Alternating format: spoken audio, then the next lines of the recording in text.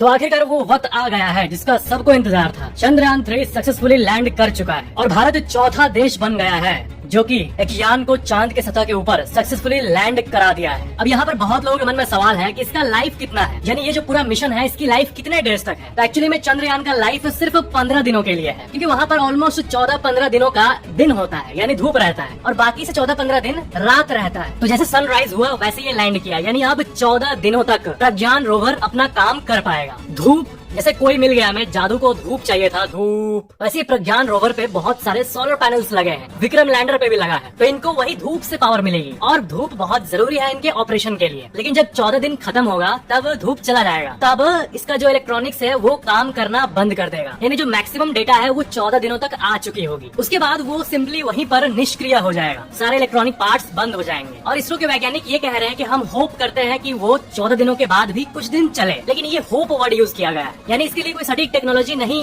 Use किया गया है जिससे वो गारंटीड चलेगा बहुत दिन तक, क्योंकि ये मिशन 14 डेज को माइंड में रखते हुए ही बनाया गया था। बाकी जो ल्यूना 25 जो कि क्रैश किया, अगर वो लैंड होता तो उसके अंदर एक ऐसा पावर जनरेटिंग टेक्नोलॉजी था प्लूटोनियम के जरिए, जिसके चलते उसको 1 साल तक पावर मिलती। तो इस मामले में सबसे अच्छी न्यूज ये है ना कि इसरो एक्चुअली में इस टेक्नोलॉजी पे काम कर रहा है, एक ऐसा प्लूटोनियम का पावर सोर्स बनाने का जिससे अपकमिंग मिशन में 1 साल तक पावर मिले। लेकिन फिलहाल चंद्रयान जो है ये 14 डेज तक बहुत सी रिसर्चेस करेगा साउथ पोल में, वाटर, हीलियम 3 और ऐसे कई चीजें हैं जिसके बारे में आपको पता होना ही चाहिए कि ये मिशन आखिर हुआ किस लिए है। तो चलो उन सुपर इंटरेस्टिंग डिटेल्स को हम समझते हैं। किसी भी प्लेनेट या फिर सैटेलाइट, जैसे कि मून एक सैटेलाइट है, तो उसका जो नॉर्थ पोल और साउथ पोल है ये दोनों काफी इंपॉर्टेंट है हमारे लिए। या फिर किसी भी जगह पर चले जाओ, चाहे आप जुपिटर के किसी मून पर चले जाओ, तो वहाँ पर नॉर्थ और साउथ पोल में जो चीज एक्यूमुलेटेड है या फिर जो भी चीजें वहाँ मौजूद है वो बहुत ही मिस्टीरियस होती है हमारे लिए। जैसे की धरती का जो सबसे एक्सट्रीम कंडीशंस है वो यहाँ के नॉर्थ और साउथ पोल में ही है, और इक्वेटर का जो रीजन है इसे तो कोट एंड कोट सेफ माना जाता है ना, क्योंकि ज्यादातर कंट्रीज इक्वेटर पे मौजूद है उसी के आसपास, और नॉर्मली सब कोई रह रहे हैं। लेकिन जो एक्सट्रीम कंडीशंस है वो नॉर्थ और साउथ पोल में होता है। रिसर्चेस के हिसाब से साउथ पोल में जो प्रेजेंस ऑफ वाटर आइस है वो बहुत मात्रा में है, और इसी के बारे में और डेटा धरती चाहता है। मून के इस रीजन में कभी भी सनलाइट नहीं पड़ता है, और ये एक ऐसा रीजन है जहाँ पर परपेचुअल डार्कनेस था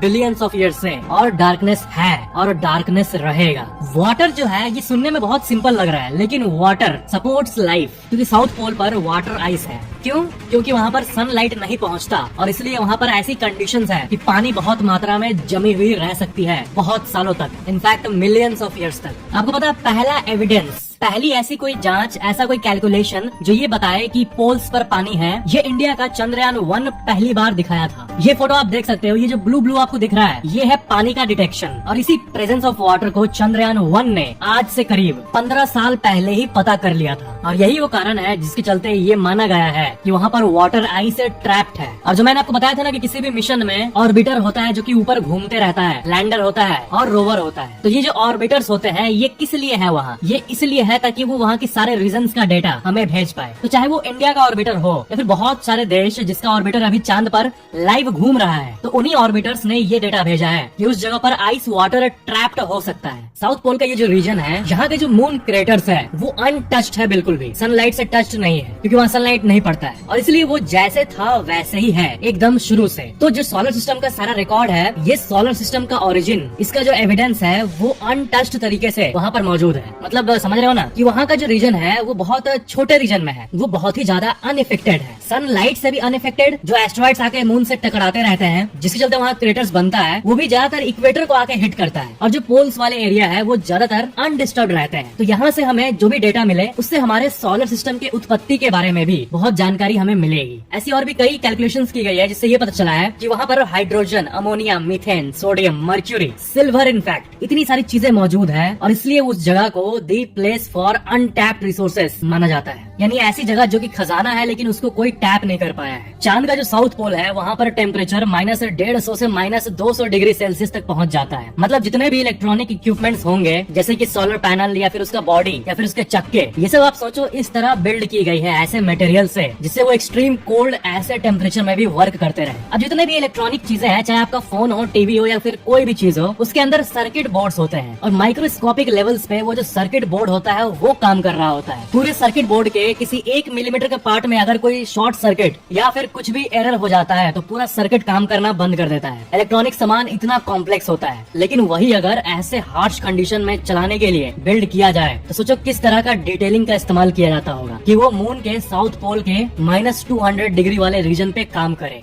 एक सवाल जो आप लोगों में से बहुत लोगों के मन में आ सकता है कि अगर साउथ पोल में लाइट ही नहीं है, सनलाइट आता ही नहीं है, और इधर मैं कह रहा हूँ कि रोवर को पावर पाने के लिए सनलाइट की जरूरत है, तो फिर ये कैसे होगा? तो इसका आंसर ये है कि साउथ पोल के उस इलाके में जहाँ पर लाइट नहीं पहुँचता वहाँ पर एग्जैक्टली नहीं जाएगा, उससे थोड़ा दूर ही तक रोवर जाएगा जहाँ तक लाइट थोड़ा पहुँचे। तो ये है इसका आंसर। एग्जैक्टली डार्क वाला फेज में नहीं चला जा रहा है, क्लोज टू साउथ पोल, एकदम नियर टू साउथ पोल, जहाँ पर लाइट पहुँचेगी वहाँ पे जा रहा है रोवर। हमारे यूनिवर्स में ऐसे कई एलिमेंट्स हैं जो कि धरती के लिए हो सकता है रेयर हो, यहाँ पर हम इन्हें quote and quote rare earth minerals कहते हैं, लेकिन ऐसी कई जगहें हैं हमारे यूनिवर्स में जहाँ पर वही चीजें एबंडेंस में अवेलेबल है। आपने उस प्लेनेट के बारे में सुना होगा जो कि डायमंड का बना हुआ है, डायमंड प्लेनेट कहते हैं इसे। ये पूरा प्लेनेट खरबों डॉलर का होगा, पूरे विश्व में इतना पैसा है उससे 1000 गुना ज्यादा उसको मिल जाएगा जो इस प्लेनेट का डायमंड ला दे धरती पर, क्योंकि डायमंड धरती के लिए रेयर है लेकिन वहाँ के लिए रेयर नहीं है। तो चांद भी कुछ ऐसा ही है, चांद में भी ऐसे कई मिनरल्स हैं जो कि धरती के लिए रेयर है लेकिन चांद के लिए नहीं, वहाँ पर एबंडेंस में अवेलेबल है। स्कैंडियम, एट्रियम, ये दोनों उन कई रेयर मिनरल्स में से 2 का नाम लिया मैं आपको, और ये दोनों व्हीकल इंजन्स में यूज होता है। इस दुनिया में इतनी सारी गाड़ियां हैं उसमें यूज होता है, इलेक्ट्रॉनिक डिवाइसेस में यूज होता है, और जो रेडार सिस्टम होता है जो मिलिट्री के पास होता है उसमें भी इन रेयर मिनरल्स का यूज किया जाता है।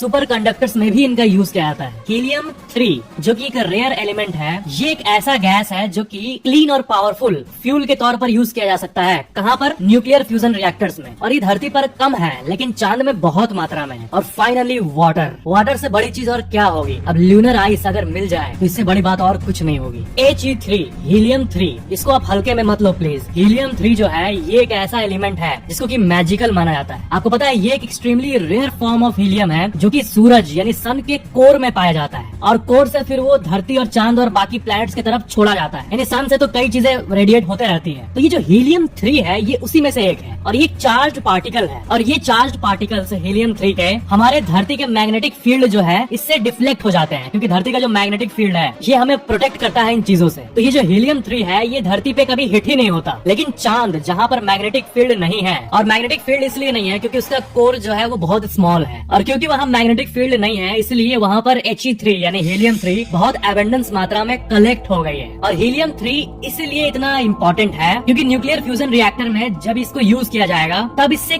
क्लीन एनर्जी निकलेगा, क्योंकि ये बाकी चीजों की तरह जो कि यूज होते हैं न्यूक्लियर प्लांट्स में एक फ्री न्यूट्रॉन नहीं प्रोड्यूस करता। ये थोड़ा कॉम्प्लेक्स हो गया मुझे पता है, बट आप ये मानो कि एक फ्री न्यूट्रॉन प्रोड्यूस करना न्यूक्लियर प्लांट में जब पावर जनरेट होती है तो ये फ्री न्यूट्रॉन एक पॉल्यूशन की तरह होता है, लेकिन हीलियम 3 एक ऐसा एलिमेंट है जिसके बारे में साइंस जानता है जिससे कि क्लीन न्यूक्लियर एनर्जी बन सकता है विदाउट एनी पॉल्यूशन, जो कि बहुत बड़ी बात है। और इसलिए वैज्ञानिकों के लिए चांद पर मौजूद ये हीलियम 3 इतना इम्पोर्टेंट है। हीलियम 3 के साथ साथ silicon, iron, magnesium, calcium, aluminium, manganese, titanium, ये सब चीजें भी चांद पर मौजूद है। मतलब चांद एक ट्रेजर बॉक्स की तरह है, लिटरली नहीं लेकिन इनडायरेक्टली। और नासा का जो अपोलो मिशन हुआ था उसमें चांद पे सिल्वर भी बहुत मात्रा में मिला था और गोल्ड भी थोड़े मात्रा में मिला था। किस जगह पर मिला था पता है? जो अर्थ फेसिंग साइड होता है, जो मैं बोला ना कि साउथ पोल और नॉर्थ पोल तो थोड़ा इनएक्सेसिबल हो जाता है, लेकिन जो फेस हमें दिखता है डायरेक्ट यहाँ से, वो इक्वेटर के पास वाला एरिया, वहाँ पर सिल्वर और गोल्ड भी मौजूद है। जो सॉफ्ट लैंडिंग है वो कितना हार्ड था ये चांद ने हमें सिखा दिया। जैसे कितने सारे चैलेंजेस फेस करने पड़ते हैं इस लैंडिंग में, तो इससे ये पता चलता है कि अपोलो मिशंस में कितना ज्यादा रिस्क होता होगा। सोचो ये क्रैश का घटना तब हो, जैसे कि जो रशिया का लूना 25 क्रैश हुआ है, उसमें अगर मान लो इंसान होता तब क्या होता। तो अगर विदाउट ह्यूमन, बिना इंसान वाला जो स्पेस क्राफ्ट है उसको लैंड करना इतना हार्ड है और कुछ ही कंट्रीज कर पाए हैं, तो अगर इंसान के जाने की बात हो तो वो कितना ज्यादा रिस्की होगा सोचो।